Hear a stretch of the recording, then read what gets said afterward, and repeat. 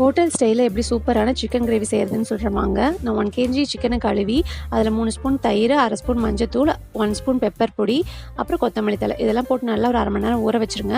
அதுக்கப்புறம் கடாயில் oil add பண்ணிட்டு கடுகு பொரிஞ்சதுக்கப்புறமா கருவேப்பிலை தழை 2 பெரிய வெங்காயம் கட் பண்ணி ஆட் பண்ணியிருக்கேன். அதுக்கப்புறமா ஒரு 2 ஸ்பூன் இஞ்சி பூண்டு பேஸ்ட் பச்சை வாசம் போகிற அளவுக்கு நல்லா பிரட்டிக்கோங்க. அதுக்கப்புறம் 3 தக்காளி கட் பண்ணி ஆட் பண்ணிக்கலாம்.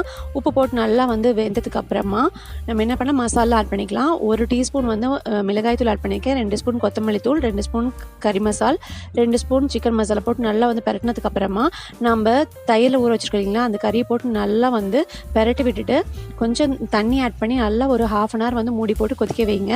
லாஸ்ட்டாக உப்பு சரி பார்த்துட்டு கொத்தமல்லி தழை போட்டு ஆட் பண்ணிட்டு அடுப்பு ஆஃப் பண்ணுங்க. அது கண்டிப்பாக ட்ரை பண்ணி பாருங்க, ரொம்ப பிடிக்கும். அப்படியே மறக்காமல் என்னோட சேனலை சப்ஸ்கிரைப் பண்ணுங்கள், லைக் பண்ணுங்கள், ஷேர் பண்ணுங்கள். தேங்க்யூ.